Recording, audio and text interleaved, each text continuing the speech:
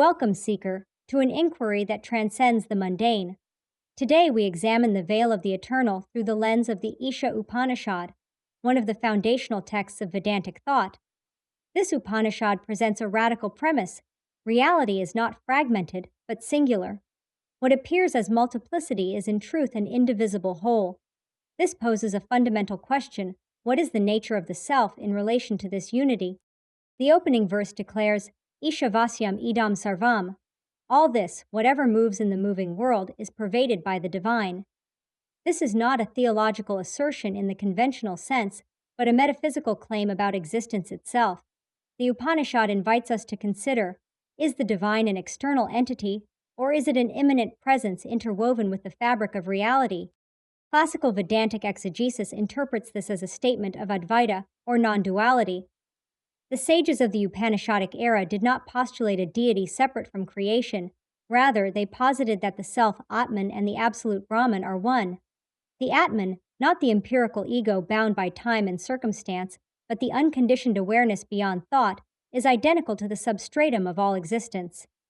The text articulates this through a striking assertion: that is full, this is full. From fullness, fullness emerges. The infinite does not diminish, rather, it perpetually unfolds. But how does this translate into a framework for living? The Isha Upanishad provides a paradoxical directive: tena tyaktena bunjitha, renounce and enjoy. This is not a call to ascetic withdrawal, but to vairagya, a detachment that liberates rather than denies.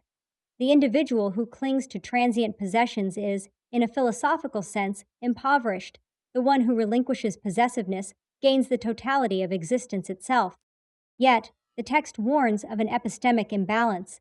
Those who see only the self go into darkness. Those who see only the world go into deeper darkness still. The implication is clear. Neglecting either the transcendent or the immanent results in an incomplete understanding. The wise perceive both, the temporal and the eternal, not as contradictions, but as two facets of the same reality. What then is the practical application of this wisdom? The Upanishad concludes with a supplication: unveil that face of truth, O Son, for I who am devoted to the real. It is an invocation for clarity, a plea to perceive reality as it is, rather than through the distortions of conditioned perception. The next time you find yourself absorbed in the ephemeral, whether in ambition, conflict, or routine distractions, pause. Reflect.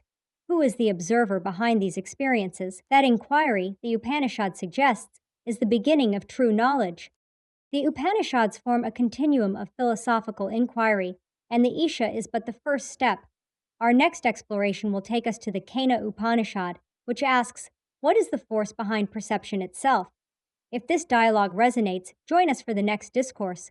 Until then, seek within. Knowledge is not acquired, but remembered.